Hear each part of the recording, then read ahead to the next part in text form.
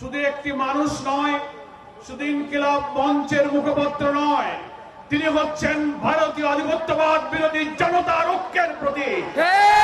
আজকে কেন্দ্রীয় শহীদ মিনারে বাংলাদেশ একত্রিত হয়ে বলছে, বাংলাদেশের জাতিসত্তা অখণ্ডতা রক্ষার জন্য মৃত্যু ভয়হীন চেতনার অতন্ত্র প্রতীক হচ্ছে ওসমান হাদি। আমরা আজকে তার পক্ষে এখানে একত্রিত হয়েছি। একটা কথা বলতে চাই, প্রধান নির্বাচন কমিশনার সাহেবের বক্তব্যে সবাই নিন্দা করেছেন। কি করে আপনি বলতে পারলেন এটা বিচ্ছিন্ন ঘটনা?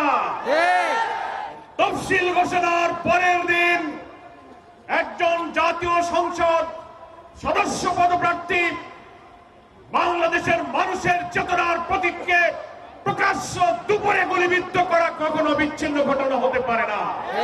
আপনি বাংলাদেশের মানুষের সংস্কৃতি, জাতিসত্তা, মূল্যবোধ সম্পর্কে যদি ন্যূনতম ধারণা থাকে তাহলে বুঝতে হবে বাংলাদেশকে ভারতের করদ্রাজ্য যারা বানাতে চায়, আমাদেরকে যারা সেবাদাস বানাতে চায়, এই দেশকে গ্রাস করার পরিকল্পনার অংশ হচ্ছে হাদির উপরে আক্রমণ। এটা বিচ্ছিন্ন নয়, এটা একটা প্যাকেজ প্রোগ্রাম। আমি বিস্মিত। আমি স্বরাষ্ট্রমন্ত্রীকে আজকে বলেছি, গতকালকে বলেছি, ডিজিএফআই, ডিবি, এসবি, এনএসআই হাজার হাজার কোটি টাকার বেতন দিয়ে, রাজস্ব ট্যাক্স খাজনার পয়সায় বেতন নিয়ে স্বাধীনতার 54 বছরে আপনারা মানুষের জাতিসত্তার জনগণের নিরাপত্তার জন্য একটি গোয়েন্দা তথ্য দিয়েও সাহায্য করতে পারেননি। তা না হলে তার উপর আক্রমণের 2-3 দিন আগের থেকে সে বলছে আমার জীবনের নিরাপত্তা নেই, আমি নিরাপত্তাহীনতায় ভুগছি, আমি গুলিবিদ্ধ হতে পারি, আমার দুঃখ নেই, আমি গুলিবিদ্ধ হলে তোমরা বিচার করো, আমার ছেলেটাকে তোমরা দেখে রেখো। এত বড় কথা বলা মিডিয়াতে, সোশ্যাল মিডিয়াতে, ইন্টেলিজেন্স সবাই জানার পরেও তার নিরাপত্তায় গোয়েন্দা সংস্থা কি ব্যবস্থা গ্রহণ করেছে?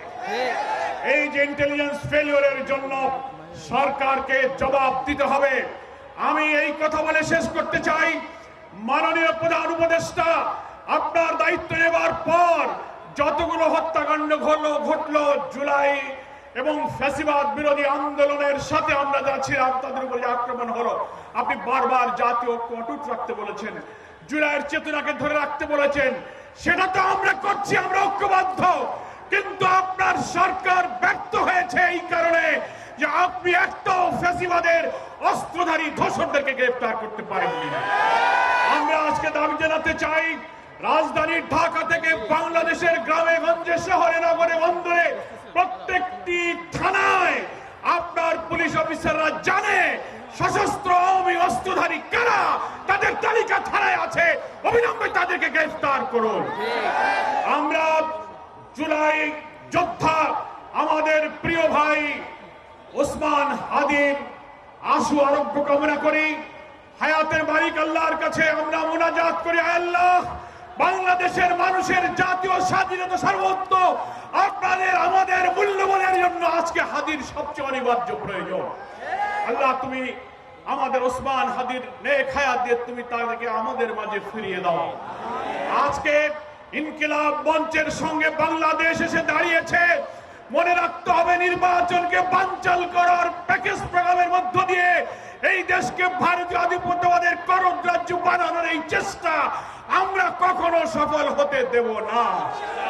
আজকে মৃত্যুদণ্ডপ্রাপ্ত পলাতক আসামি হাসিনাকে যারা আশ্রয় দিয়েছে, হাতির উপরে গুলি করে ভারতে পালিয়ে যাওয়ার সুযোগ যারা দিয়েছে, তারা বাংলাদেশের নির্বাচনকে সুষ্ঠু করতে দেবে না।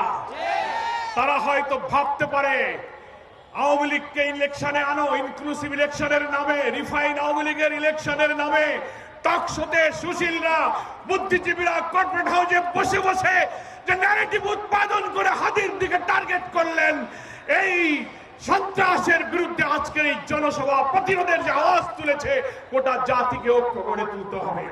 নির্বাচন বানচাল করে এই দেশকে ভারতের কলোনি বানাতে আমরা দিতে রাজি নই। আজকে কেউ মনে করতে পারেন যে আওয়ামী লীগ তো বিদায় নিয়েছে, ইলেকশন করতে পারবে না, অন্য কোন দলকে আওয়ামী লীগ বানিয়ে ক্ষমতায় আনা যায় কিনা এই স্বপ্ন আমরা পূরণ করতে দেব। আজকের এই সন্ধ্যায় ওসমান হাদির জন্য আবারও তার দীর্ঘ হায়াত কামনা করে গোটা জাতিকে ফ্যাসিবাদ বিরোধী সংগ্রামে জাতীয় ঐক্য রূপে দাঁড়িয়ে আসুন আমরা আমাদের জাতিসত্তাকে অখণ্ডতাকে রক্ষা করি।